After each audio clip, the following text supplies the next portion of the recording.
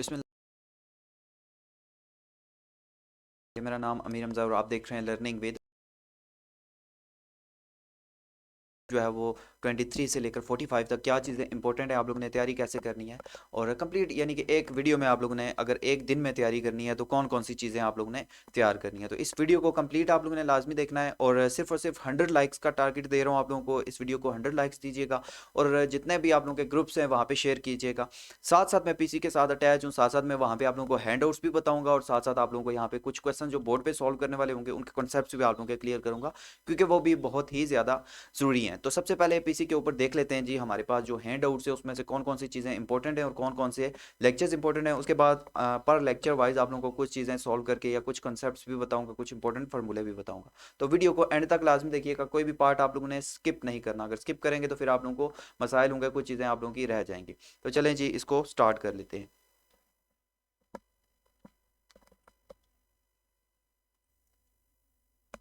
تو ہم آ چکے ہیں جی ایل ایم ایس کے اوپر. اس کے اناؤنسمنٹ چیک کریں گے. اناؤنسمنٹ میں تھوڑا سا آپ لوگوں کو گائیڈ کروں گا کہ اس کا سلیبس کس طرح سے ہوگا، پھر بک کے اوپر چلیں گے. ٹھیک ہے جی، اناؤنسمنٹ اوپن کر لیتے ہیں. اناؤنسمنٹ میں ہمارے پاس سلیبس کی اناؤنسمنٹ آئی ہوئی ہوگی، اس کو بھی چیک کر لیتے ہیں تاکہ تھوڑا سا آپ لوگوں کو پتہ چل جائے. تو ساتھ ساتھ جی یہ بتایا انہوں نے جی the final term paper of M T H 101 will be from lecture 1 to 45.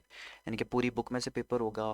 20% paper will be from 1 to 22 lectures and 80% paper will be from 23 and 45 lectures. اس کا مطلب یہ ہے کہ 20% جو آئے گا وہ اگلے 22 لیکچر میں سے آئے گا. ایم سی کیوز ہوں گے اور 50% سبجیکٹیو ٹائپ کویشچنز ہوں گے اور ٹوٹل آپ لوگوں کو جو ٹائم دیا جائے گا وہ 120 منٹ یعنی کہ 2 گھنٹے دیے جائیں گے. سب سے پہلے سن لیں بیٹا، آپ لوگوں نے میتھ ٹائپ اپنے پاس ڈاؤن لوڈ کرنا ہے اور میتھ ٹائپ میں پریکٹس سٹارٹ کر دینی ہے کیونکہ آگے آ رہی ہے انٹیگریشن. انٹیگریشن کی جو چیزیں ہیں وہ میتھ ٹائپ سے ہی ساری سالو ہوتی ہیں، میتھ ٹائپ سے سارے سمبل لگتے ہیں. تو میتھ ٹائپ اپنے پاس کر کے اس کی جو جتنی بھی چیزیں ہیں وہ پریکٹس کرنا شروع کر دیں کیونکہ میتھ ٹائپ اگر نہیں ہوگا تو پھر تو بیٹا جی بہت مشکل ہے آپ لوگوں کے لیے. ٹھیک ہے، تو چلیں جی اب تھوڑا سا یہاں پہ چلتے ہیں اپنے ہینڈ آؤٹس کی طرف. تو ہینڈ آؤٹس میں یہ لکھے ہوئے ہیں جی ٹاپکس. اب جو چیزیں بتاتا جاؤں گا وہ آپ لوگوں نے کیا کرنا ہے، نوٹ ڈاؤن کرتے جانا ہے. ٹھیک ہے، تھوڑا سا ساتھ میں ہائی لائٹ بھی کروں گا کہ کون سے چیپٹرز امپورٹنٹ ہیں اور کون سے چیپٹر میں سے کویشچن زیادہ آ سکتے ہیں. تو یہاں پہ میں آپ لوگوں کو کچھ بتانے جا رہا ہوں جی. یہ کچھ چیپٹرز ہیں 4، ان میں سے کویشچن آ سکتا ہے جو 20% آئیں گے. اس کے بعد آپ کا یہ 1 2 3 4 یہ جو چیپٹرز ہیں نا، یہ 4 چیپٹر بتا رہا ہوں، ان میں سے 20% کو امپورٹنٹ ہے. کیوں؟ کیونکہ اس میں سے بہت زیادہ کویشچن جو ہیں وہ آپ لوگ کے آنے والے ہیں. اس کو میں ریڈ سے کر رہا ہوں. ٹھیک ہے، یہ جو ہے موسٹ امپورٹنٹ ہے. Derivative techniques of differentiation, derivatives of trigonometric functions, the chain rule. یہ 4 اگر آپ لوگوں نے اچھی طرح سے کر لیے تو آپ لوگوں کا 20% بہت حد تک کور ہو جائے گا کیونکہ ایم سی کیوز بھی 20% کے یہاں سے ہی آئیں گے اور باقی جو چیزیں ہوں گی وہ بھی وہیں سے آئی جائیں گی. اور اس کے بعد ایک لیکچر ہوتا ہے لاسٹ والا، وہ تو امپورٹنٹ ہوتا ہی ہوتا ہے. ہر مڈ ٹرم میں یا فائنل ٹرم میں جو لاسٹ والا لیکچر ہوتا ہے نا وہ موسٹ امپورٹنٹ ہوتا ہے اس میں سے. اب آگے جو فنکشنز ہیں نا ان کے آپ لوگوں نے کرنے ہیں جو ایکسرسائز کویشچنز ہوتے ہیں وہ کرنے ہیں. اب وہ کیسے کرنے ہیں ان کے حوالے سے میں تھوڑا سا آپ لوگوں کو گائیڈ کرتا ہوں. اچھا، جو لوگ تو مجھے فرسٹ ٹائم یہاں پہ دیکھ رہے ہیں یعنی کہ فرسٹ ٹائم آپ میری ویڈیو دیکھ رہے ہو تو آپ لوگوں کو بتاتا چلوں کہ ایم ٹی ایچ 101 کی کمپلیٹ میں نے جو ہے وہ لیکچرز بنائے ہوئے ہیں شارٹ، یعنی کہ 10 منٹ میں ایک لیکچر کو کور کروایا ہوا ہے.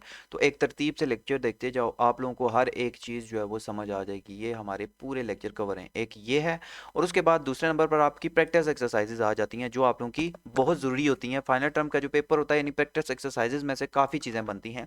انہی ایک کویشچنس کو وہ 2 4 یعنی کہ 2 کو 4 کر دیتا ہے، 4 کو 6 کر دیتا ہے، ایکس کو ایکس کیئر کر دیتا ہے، تھوڑا بہت چینج کر کے نا اس کو بتا دیتا ہے.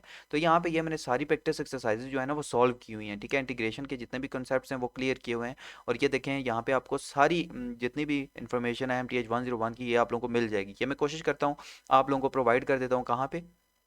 نیچے لنک ڈسکرپشن میں دے دوں گا، وہاں سے آپ لوگ یہ لیکچرز دیکھ سکتے ہو. یہ ہو گیا. اس کے بعد اب آ جاتے ہیں جی فائنل ٹرم ایگزامینیشن. اب 23 پہ سیدھا جائیں گے ہم لوگ اور 23 سے ایک ایک لیکچر کو تھوڑا تھوڑا کر کے ڈسکس کریں گے. اچھا جی، یہ اس میں کچھ فارمولے بھی بتاؤں گا اور کچھ چیزیں جو ہیں وہ جو نوٹ کرنے والی ہیں وہ آپ لوگوں کو लेक्चर नंबर 23 आ जाओ जल्दी से। हाँ जी, इसमें हमने देखना है जी एब्सोलूट एक्सट्रीमा। इसको देखने के लिए सबसे पहले तो आपको वो नॉलेज होनी चाहिए उसकी, क्या कहते हैं जी, लेक्चर नंबर 22 की। ठीक है, लेक्चर नंबर 22 की नॉलेज होगी तो आप इजीली ये जो है वो कर लोगे, कैसे एब्सोलूट एक्सट्रीमा निकालते हैं और क्या फार्मूले हैं ना, वो मैं आप लोगों को बता देता हूँ। वो बताता हूँ जी। एक ये एग्जांपल करनी है आपने, मैं साथ साथ आप लोगों को पूरी की पूरी मैं हाईलाइट कर देता हूँ जो जो चीज़ें आप लोगों ने करनी होंगी। फिर ये जो हैंड आउट्स होंगे ना, ये मैं आप लोगों के साथ क्या कर दूंगा, शेयर भी कर दूंगा। ओहो, ठीक है जी, ये वाली एग्जांपल आपने कर लेनी है। उसके बाद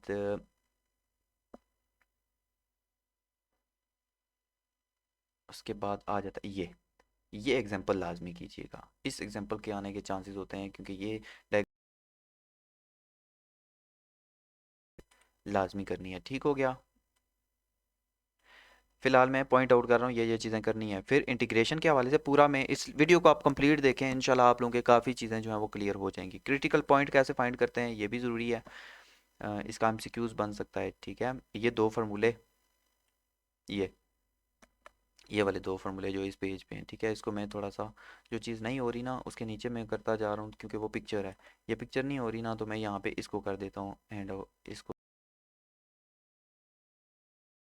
Newton Raphson method, Rolle's theorem, mean value theorem, तीन है जी। रोल थ्योरम की आपको स्टेटमेंट आनी चाहिए क्या होती है, और मीन वैल्यू थ्योरम की स्टेटमेंट आपको आनी चाहिए। एमसीक्यूज आने के बहुत ज़्यादा चांसेस, 90% चांसेस होते हैं कि रोल थ्योरम कौन सा होता है जी, मीन वैल्यू थ्योरम कौन सा होता है, ये बात अपने जहन में रख लें। ठीक है, आगे आते हैं जी।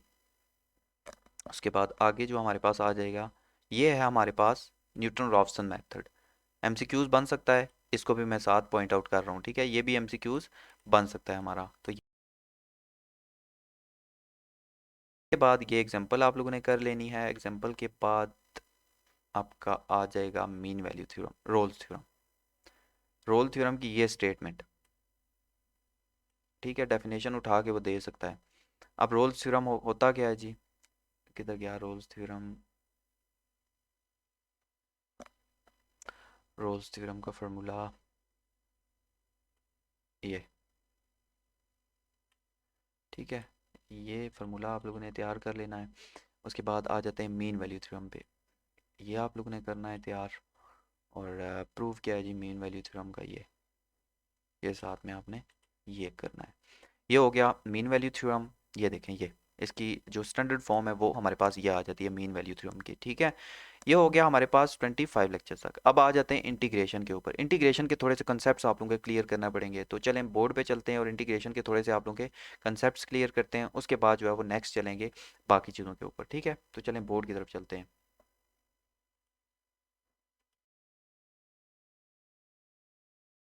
ओके जी, इंटीग्रेशन। इंटीग्रेशन के जो है वो ये थोड़ा सा इंट्रक्शन करना पड़ रहा है कंप्यूटर और मोबाइल का, ताकि आप लोगों को जो है वो सारी चीज़ें समझ आ सकें। तो इंटीग्रेशन बेसिकली जो नए बच्चे हैं ना, इंटीग्रेशन उनके लिए बहुत ज़रूरी है। अब जिन्होंने तो एफएससी में मैथ पढ़ी हुई है उनको तो कोई मसला नहीं होगा इंटीग्रेशन में, क्योंकि सिंपल वही इंटीग्रेशन है जो एफएससी वाली है। नॉर्मली अगर मैं डेरिवेटिव को देखूं तो ये इसके बिल्कुल अपोजिट है। किसके, डेरिवेटिव के बिल्कुल ये क्या है, अपोजिट। ठीक है, यानी कि डेरिवेशन, जो जिस चीज़ की डेरिवेशन, हमने डेरिवेटिव में क्या पढ़ा था, एक्स का डेरिवेटिव क्या होता है, वन। एक्स का डेरिवेटिव क्या होता है, वन। यानी कि अगर मैं एक्स स्क्र का डेरिवेटिव लूँ तो वो क्या होता है, टू पीछे आ जाता है और पावर में से एक माइनस हो जाता है, यानी कि टू में से वन गया तो वन बच गया, 2x आंसर आ जाता है। या मैं क्या, डेरिवेटिव क्या होता है, थ्री पीछे आ जाता है और पावर में से एक माइनस हो जाता है, तो ये बनता है जी 3x²। ये होती है डेरिवेशन। ठीक है, अगर इसी के मैं इंटीग्रेशन लूँ, अब इंटीग्रेशन का थोड़ा सा कंसेप्ट आप लोगों को क्लियर करना पड़ेगा। इंटीग्रेशन होती क्या है, स्टार्ट से करता हूँ ये सारी चीज़ें। इंटीग्रेशन का साइन होता है जी ये। ठीक है, और फॉर एग्जांपल मैं कहूँ कहते हैं डी ऑफ एक्स, ठीक है, ये लिखना साथ में ज़रूरी होता है। अब एक्स के पावर 1 है, अब इंटीग्रेशन में जब भी सेम वेरिएबल आ जाए तो उसकी इंटीग्रेशन क्या होती है, इंटीग्रेशन का साइन ख़त्म, पावर में 1 प्लस करना है और ऊपर पावर में जो भी चीज़ लिखी है वो डिवाइड में भी लाजमी लिखनी है, और प्लस सी इंटीग्रेटिंग कांस्टेंट ये लाजमी लिखना है। तो टोटल जो हमारे पास क्वेश्चन का आंसर बनेगा एक्स स्क्वेयर बाय 2 बन जाएगा, प्लस सी, ये एक सिंपल एक्स की इंटीग्रेशन है। इसी तरह मैं अगर और आपको बताऊं तो एक्स स्क्वेयर आ जाता है, एक्स स्क्वेयर साथ में ये डी एफ एक्स हर क्वेश्चन में लाजमी आएगा जहाँ पे भी इंटीग्रेशन यूज होगी, ठीक है। अब एक्स स्क्वेयर की इंटीग्रेशन क्या होती है, एक्स स्क्वेयर की इंटीग्रेशन होती है पावर में 1 प्लस करना है और नीचे भी 2 प्लस 1, सॉरी सिर्फ पावर लिखनी है नीचे, प्लस सी लाजमी आएगा। अब x की पावर 3 हो जाएगी डिवाइडेड बाय 3 प्लस सी, ये हो गई इसकी इंटीग्रेशन। अगर इससे भी थोड़ा सा आगे जाऊं तो आगे आप लोगों के कुछ और कंसेप्ट्स आ जाएंगे।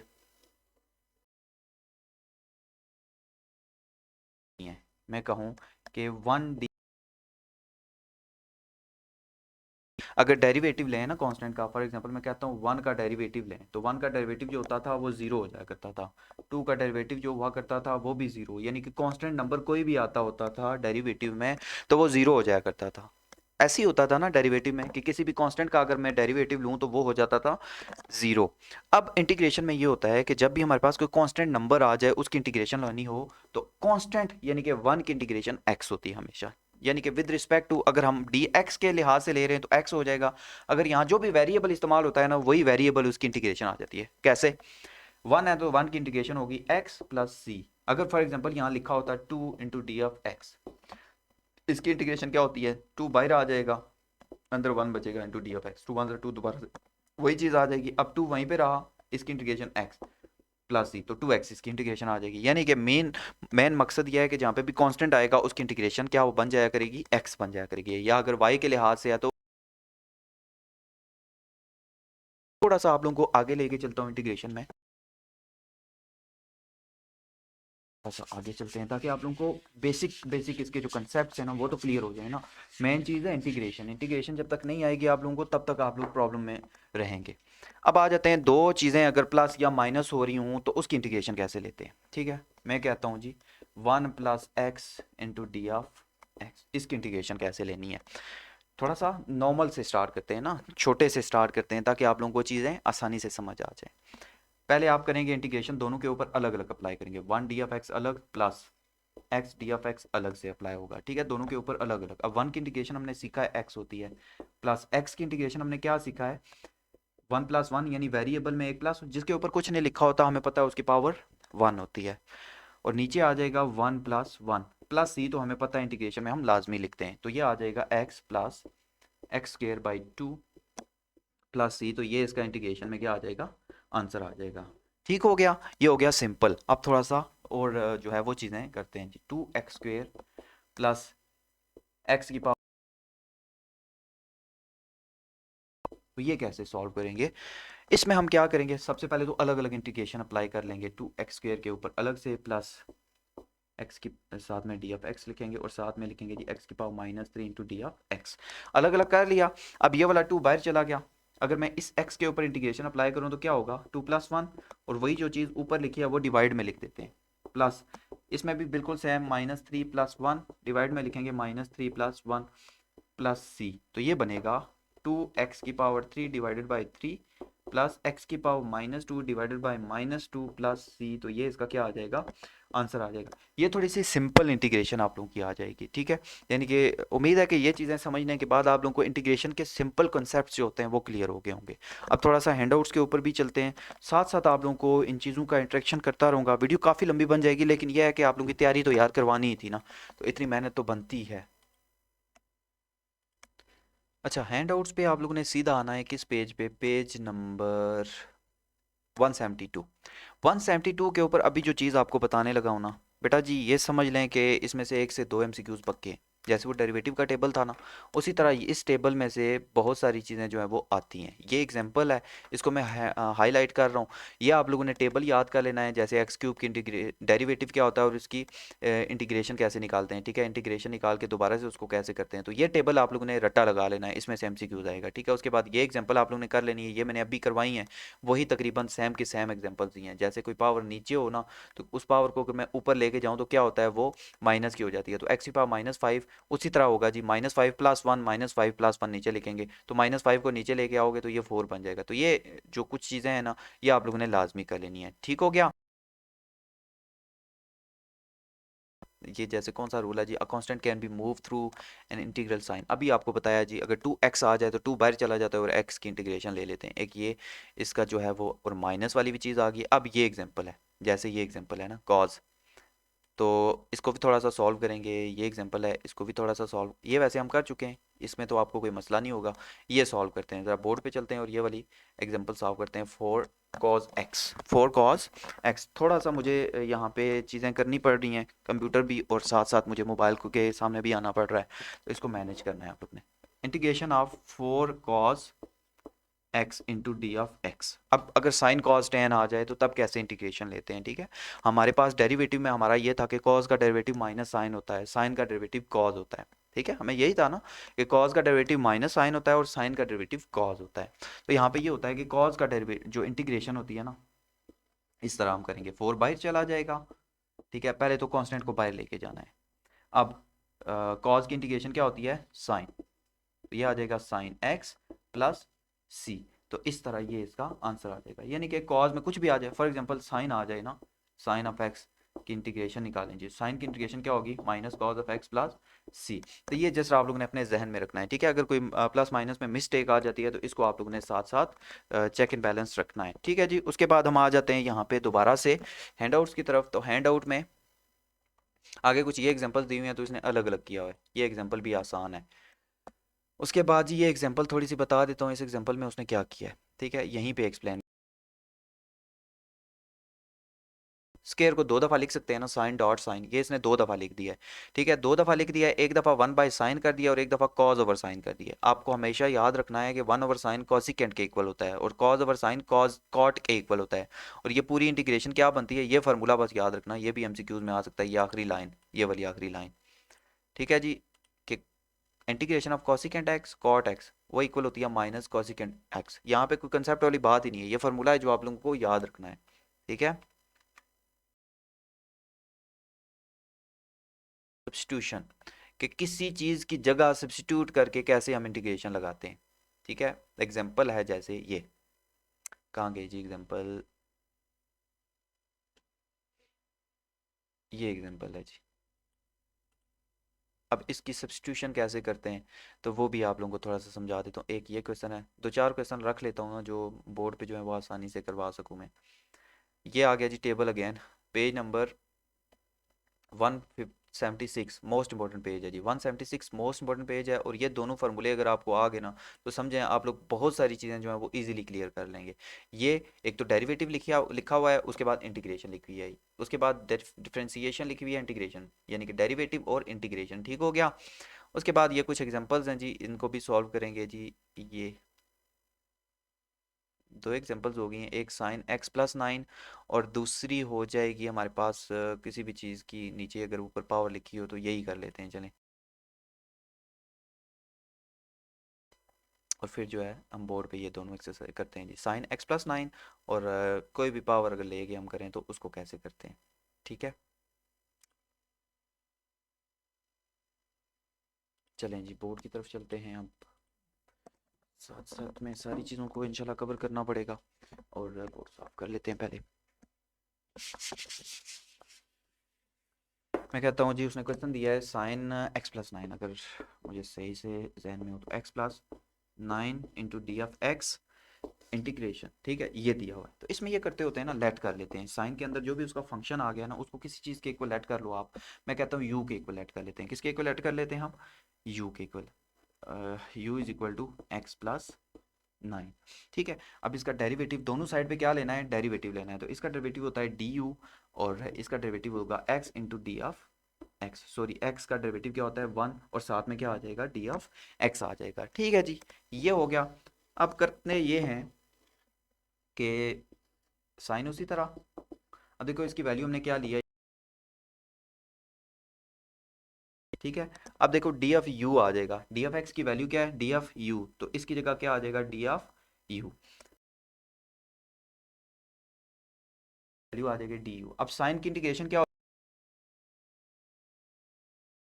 सी, ठीक हो गया। अब u की वैल्यू क्या थी x+9, x+9 प्लस सी, तो ये इसका आंसर आ जाएगा। सिंपल है, वही तकरीबन सेम मेथड है, बस कुछ चीज़ों की जगह जो है वो चीज़ें चेंज कर देनी है, सब्स्टिट्यूट कर देनी है, वो है। जैसे एक क्वेश्चन था x-8 की पावर 23 और साथ में है जी डी ऑफ एक्स, इसमें ये होता है लेट के इक्वल आप जो है वो लेट कर सकते हैं, ठीक है। जब दोनों साइड पे डेरिवेटिव लेंगे तो u का डेरिवेटिव होता है डी यू, और x का डेरिवेटिव होता है 1, साथ में डी ऑफ x आ जाएगा, और 8 का तो 0 हो जाएगा, उसका हमें पता है जी क्या हो जाएगा, ये 0 हो जाएगा। ठीक हो गया। अब वैल्यूज आ गई हैं, इसकी जगह आ जाएगा u⁻23, और साथ में देखें dx की वैल्यू क्या है डी यू, इसकी जगह आ जाएगा डी ऑफ यू, क्योंकि पता है हमें जिसमें वो क्वेश्चन होता है उसी का वो फंक्शन आगे उसी वेरिएबल में होता है। अब वही पावर रूल अप्लाई करेंगे, पावर में एक प्लस कर देंगे, और उसी तरह तो u⁻24 मैं तो नहीं करवा सकता, ठीक है, थोड़ी थोड़ी चीज़ें आप लोगों को करा रहा हूँ। वैसे ये सारी चीज़ें मैंने एक्सप्लेन की हुई हैं अपने लेक्चर्स में, तो नीचे जो डिस्क्रिप्शन में लिंक्स है ना, वहाँ से लेक्चर्स भी लें ताकि आप लोगों को सारी चीज़ें क्लियर हो जाएं। अगली जितनी भी चीज़ें हैं ना उनमें आप लोगों को पॉइंट आउट्स करवाता हूँ, पॉइंट आउट करवाने के बाद जो है ना सारी चीज़ों को आप लोगों ने बस तैयार करना है, और अगर कोई चीज़ समझ ना आए तो फिर आप लोगों ने मुझे बताना है जी। ठीक हो गया। ये इंटीग्रेशन के ये एग्जाम्पल्स हैं जी, ये एग्जाम्पल्स भी आप लोगों ने करनी है, वैसे ही एग्जाम्पल सारी मैंने कराई हुई हैं, ठीक है। ये सारी एग्जांपल्स आप लोगों ने लाजमी, एग्जांपल्स तो बहुत ज़रूरी है ना, ये आप लोगों ने लाजमी करनी है। उसके बाद आ जाती है सिग्मा नोटेशन। सिग्मा नोटेशन में एक आपने जो क्वेश्चंस करने हैं ना वो मैं आपको बता देता हूँ, बस ये करना है। इसका ये होता है ना कि ये पावर लिखी हुई है k⁻3, तो नीचे जो होती है वो लोअर लिमिट होती है, ऊपर वाली जो होती है वो हायर लिमिट होती है। लोअर से स्टार्ट करते हैं और हाई तक जाते हैं, 4 5 6 7 8, तो k में पहले 4 पुट करेंगे, 4 की 3, फिर 5 पुट करेंगे, फिर 6 पुट करेंगे, फिर 7, फिर 8, इस तरह इसको कैलकुलेट करके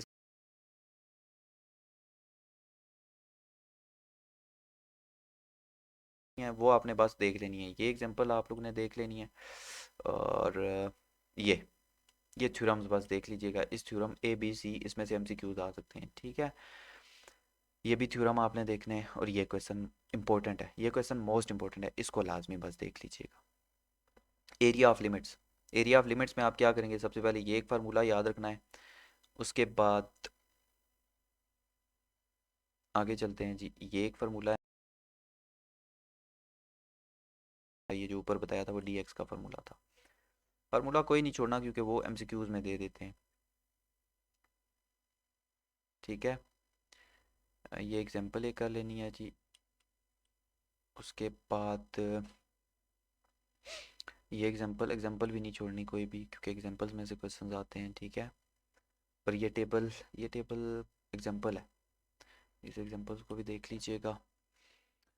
वैसे ये सारी चीज़ें मैंने कराई हुई हैं, ये वीडियो जस्ट इसलिए है कि इंपॉर्टेंट चीज़ें क्या होंगी आप लोगों की ओवरऑल लेक्चर में से, ठीक है। इंटीग्रल्स आगे आगे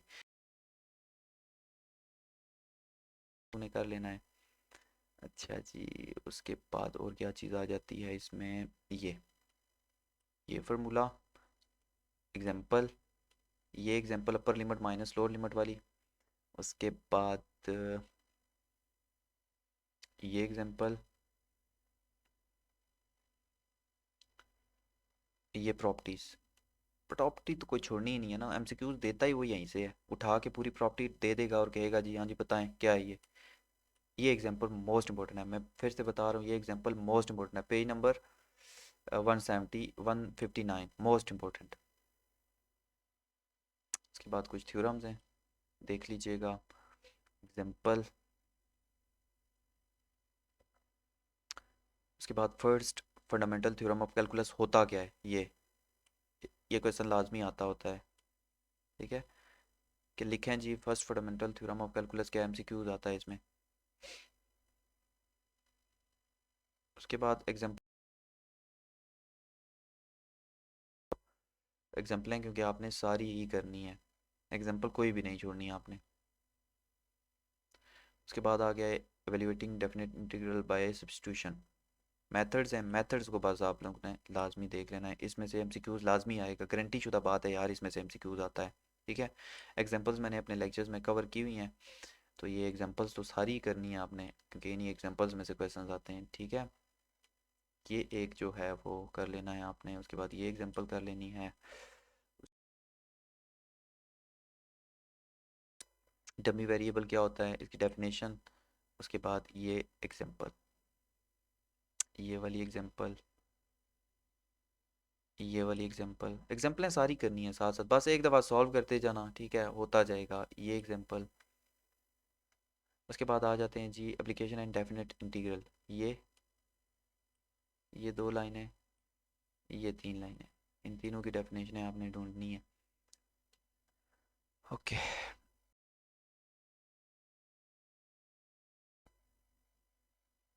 एग्जांपल इसमें से तो क्वेश्चन आता है ना, ये मोस्ट इंपॉर्टेंट है। ठीक है, जिसमें मैं मोस्ट इंपॉर्टेंट बता रहा हूँ बेटा जी, वो एग्जांपल आप लोगों ने किसी सूरत छोड़नी ही नहीं है, ये लेक्चर मोस्ट इंपॉर्टेंट है, इसमें से लॉन्ग क्वेश्चन आता है। ये डेफिनेशन एरिया फार्मूला दोबारा से आ गया है, उसके बाद वॉल्यूम आ जाता है, वॉल्यूम आपने किस किस चीज़ का फाइंड एग्जांपल्स हैं वो चारों कर लेनी है। ठीक है, बाकी मैं कोई चीज़ पॉइंट आउट नहीं कर रहा, इन चारों की जो एग्जांपल्स होंगी ना, बस वही आप लोगों ने कर लेनी है। ये फार्मूला आएगा शॉर्ट क्वेश्चन, सॉरी उसमें डेफिनेशन में। ठीक है, ये फार्मूला, क्योंकि मुझे पता है ना मैथ के क्वेश्चन पेपर मैंने काफ़ी देखे हुए हैं, तो वो लाजमी आते हैं। इसका फार्मूला किधर है जी, ये फार्मूला, सिलेंड्रिकल शेल, बस फार्मूले लिखते जाओ अपने पास सारे, फार्मूलों को रट्टा लगा।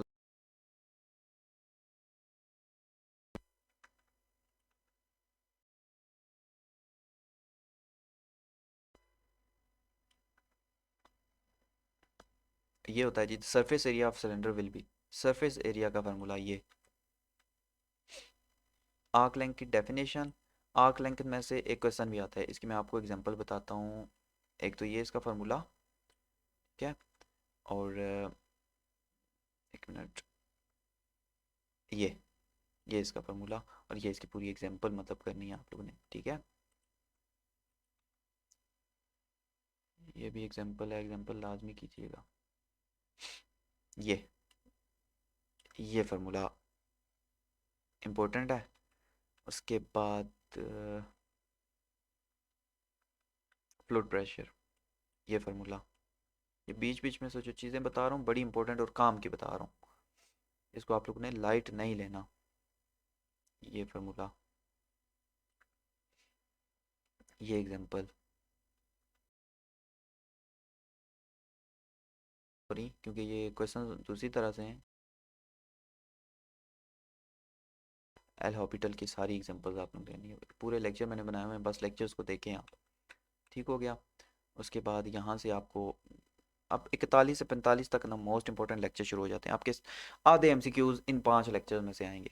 ये मैं फिर से बता रहा हूँ, 41 से लेकर 45 तक जो लेक्चर्स हैं इसमें से समझ लें आधे एमसीक्यूज आप लोगों के आएंगे, तो बाकी लेक्चर में से तो आएंगे ही आएंगे, लेकिन इनमें से आप देखिएगा हर जगह पे कन्वर्जेंस ऑफ सीरीज़ क्या होती है, डाइवर्जेंस कहाँ होती है, ये सीरीज़ क्या होती है, हर जगह पे आप लोगों को सीरीज़ ही नज़र आएगा।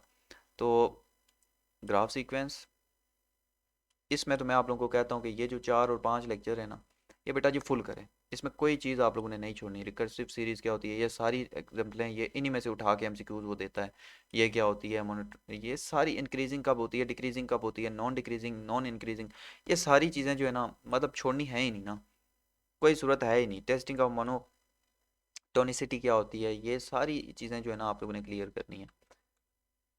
इन्फिनाइट सीरीज़ क्या होती है, ये मतलब इसमें मैं कुछ भी आपको पॉइंट आउट नहीं करवा रहा, ये मैं कहता हूँ कि पूरे का पूरा आएगा, पूरे का पूरा। और ये टेलर और मैक्लैरन सीरीज़ में से एक लॉन्ग क्वेश्चन आता है, दोनों की एक एक एग्जांपल आप कर लें इंशाल्लाह बेहतर हो जाएगा। और इसकी एग्जांपल आप लोगों ने कहाँ से करनी है, यहाँ से, ये मैं वीडियो आपको दिखा देता हूँ, यहाँ पे कहीं होगी, टेलर एंड मैक्लैरन सीरीज़, ये मैं जो नीचे डिस्क्रिप्शन में लिंक्स दूंगा ना, उन्हीं को आपने करना है, ठीक है। तो ये मैंने जो चीज़ें हाईलाइट की हैं या जो चीज़ें आप लोगों को बताई हैं बेटा जी, अगर ये आप लोगों ने कर ली तो इंशाल्लाह आप लोगों के नंबर बहुत अच्छे आ जाएंगे मैथ में, आपका CGPA इंशाल्लाह इंशाल्लाह 3+ ही आएगा, ठीक है। लेकिन तैयारी इस तरह से करनी है, फार्मूला कोई नहीं छोड़ना, क्योंकि MCQ सारे फार्मूले उठा के वो दे देता है, कोई ना कोई लाइन उठा के दे देता है, तो इस तरह से तैयारी करनी है, रट्टा नहीं लगाना। इंटीग्रेशन के कंसेप्ट देख लो, इंटीग्रेशन के बहुत सारे क्वेश्चन आप लोगों को देखने को मिलेंगे, और मेरे लेक्चर्स लें, इंशाल्लाह बेहतर होगा। तो उम्मीद है कि यार ये वीडियो आप लोगों को अच्छी लगी होगी, वीडियो अच्छी लगी है तो लाइक ज़रूर कीजिएगा। इंशाल्लाह ताला मिलते हैं अपनी नेक्स्ट वीडियो में, तब तक के लिए अल्लाह हाफिज़।